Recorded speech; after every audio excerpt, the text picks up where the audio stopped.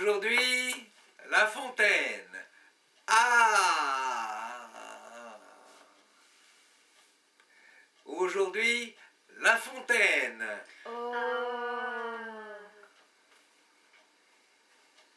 C'est pas grave. J'en ai soufflé des fables dans ma jeunesse. J'en ai soufflé, vous savez. Mes animaux viendront boire à ma fontaine, disait La Fontaine. Quel prétentieux celui-là, alors. Ah, il fallait le voir à la cour. Hein. Moi, je m'appelle Jean Delat et je suis un fabuleux fabuliste. Bon, il faut dire que ce monsieur Jean Delat a quand même écrit les fables de La Fontaine. Donc on ne peut pas lui enlever ça. Hein. Donc nous allons commencer par quelques fables de La Fontaine aujourd'hui. Merci. Je mets mes binocles et je suis à vous. Le petit poisson et le pêcheur. Petit poisson deviendra grand pourvu que Dieu lui prête vie. Mais le lâcher en attendant, je tiens pour moi que c'est folie, car de le rattraper, il n'est pas trop certain. Un carpeau, qui n'était encore que fretin, fut pris par un pêcheur au bord d'une rivière. Tout fait nombre, dit l'homme en voyant son butin. Voilà commencement de chair et de festin. Mettons-le en notre gibecière. Le pauvre carpillon lui dit en sa manière: que ferez-vous de moi? Je ne saurais fournir au plus qu'une demi-bouchée. Laissez-moi carpe devenir, je serai par vous repêcher. Quelque gros partisan m'achètera bien cher, au lieu qu'il vous en faut chercher peut-être encore 100 de ma taille. Pour faire un plat, quel plat? Croyez-moi, rien qui vaille. Rien qui vaille. Eh bien, soit, repartit le pêcheur. Poisson, mon bel ami, qui faites le prêcheur, vous irez dans la poêle, et vous aurez beau dire, dès ce soir, on vous fera frire. Un tien, se dit-on mieux que deux tu l'auras, l'un est sûr, l'autre ne l'est pas. Le laboureur et ses enfants. Le laboureur et ses enfants. Travaillez, prenez de la peine, c'est le fond qui manque le moins. Un riche laboureur, sentant sa mort prochaine, fit venir ses enfants, leur parla sans témoin. Gardez-vous, leur dit-il, de vendre l'héritage que nous ont laissé nos parents. Un trésor est caché dedans. Je ne sais pas l'endroit, mais un peu de courage vous le fera trouver. Vous en viendrez à bout. Remuez votre champ dès qu'on aura fait l'out. Creusez, fouillez, pêchez, ne laissez nulle place où la main ne passe et ne repasse.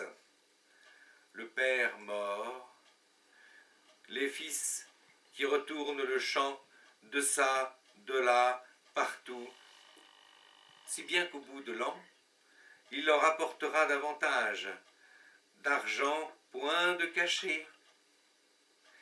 Mais le père fut sage de leur montrer, avant sa mort, que le travail est un trésor.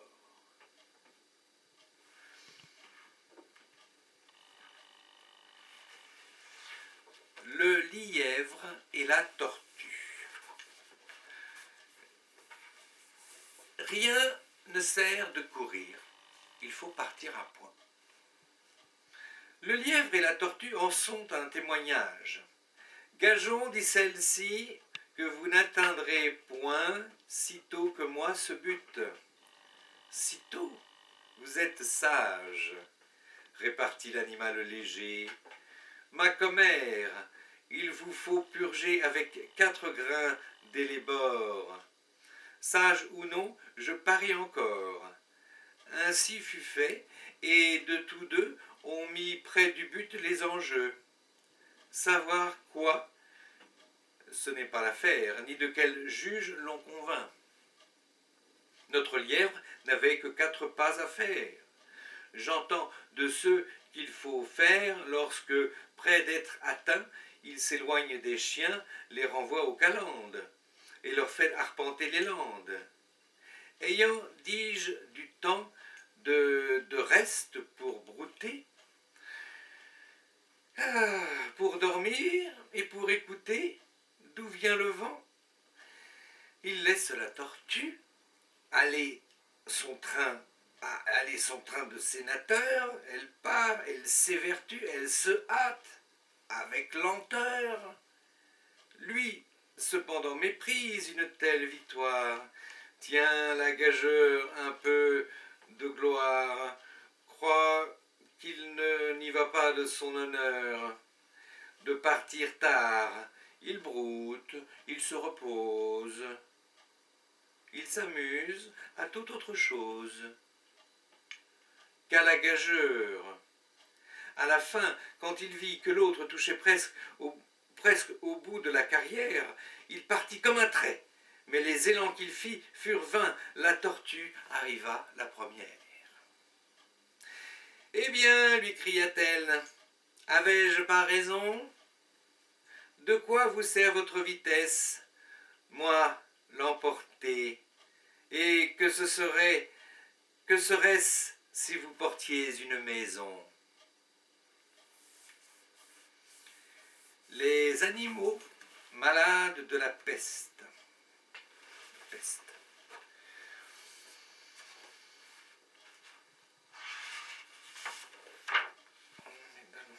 Attention, les animaux malades de la peste. Un mal qui répand la terreur.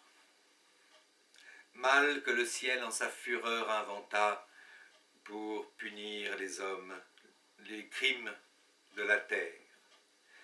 La peste, puisqu'il faut l'appeler par son nom. Capable d'enchérir en un jour l'Achéron, faisait aux animaux la guerre. Ils ne mouraient pas tous, mais tous étaient frappés.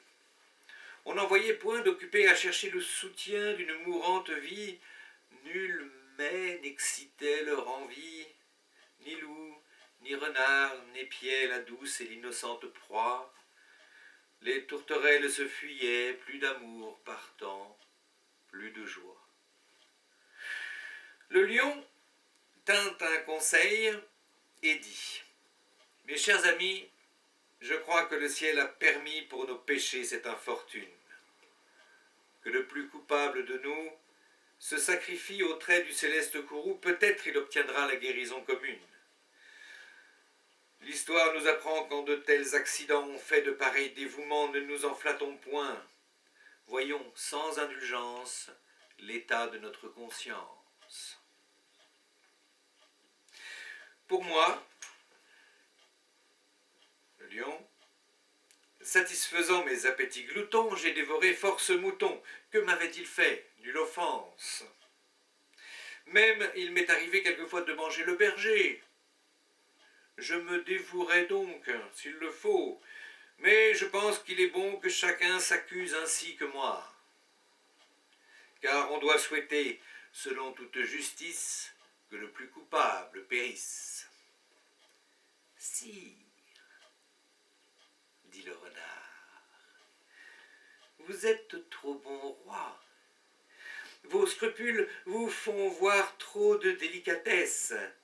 Eh bien, manger mouton, canaille, sotte espèce, est-ce un péché?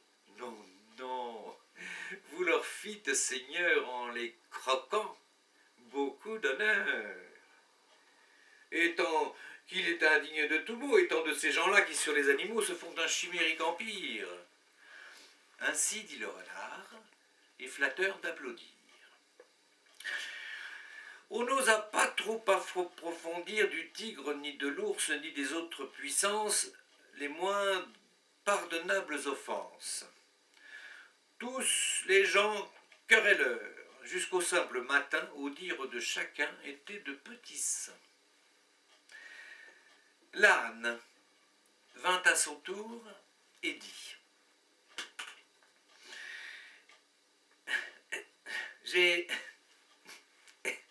J'ai souvenance qu'en un pré de moine passant,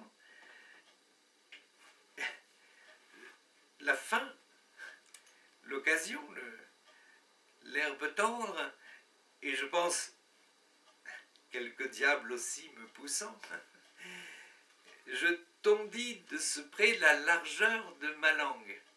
Je n'en avais nul droit, puisqu'il faut parler net.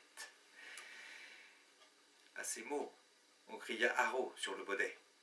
Un loup quelque peu clair prouva par sa harangue qu'il fallait dévouer ce maudit animal, ce pelé, ce galeux d'où venait tout leur mal, ce Picadille fut jugé incapendable, manger l'herbe d'autrui. Quel crime abominable! Rien que la mort n'était capable d'expier son forfait. On le lui fit bien voir. Selon que vous serez puissant ou misérable, les jugements de cour vous rendront blanc ou noir. À méditer. Et enfin, pour terminer, nous lirons le moucheron et le lion. Le lion et le moucheron.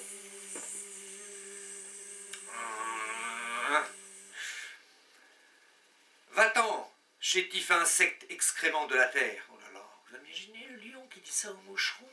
Va-t'en, chétif insecte excrément de la terre. C'est en ces mots que le lion parlait un jour au moucheron. L'autre lui déclara la guerre. Penses-tu, lui dit-il, que ton titre de roi me fasse peur ni me soucie? Un bœuf est plus puissant que toi, je le mène à ma fantaisie.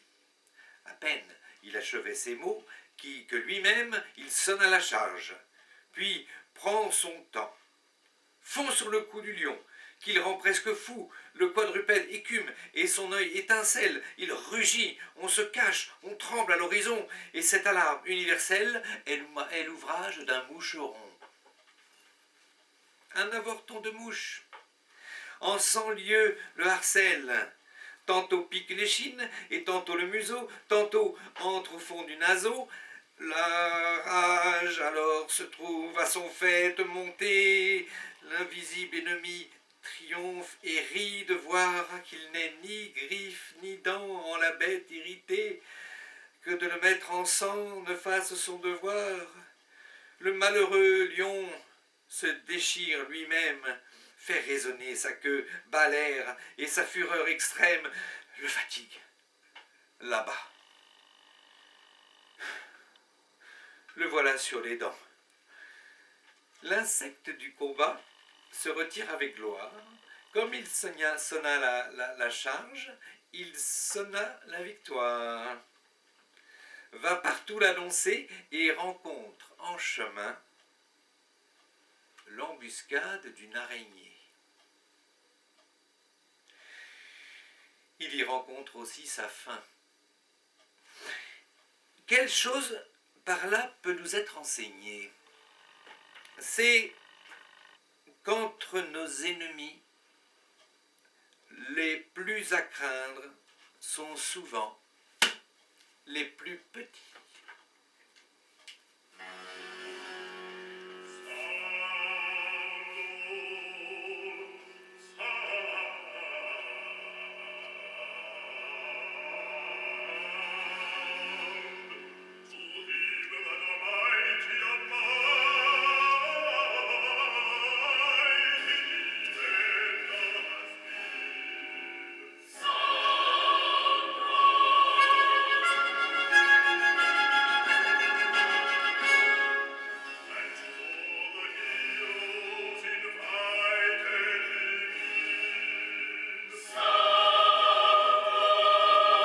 C'est comme ça, je vais sortir, je vais mettre mon masque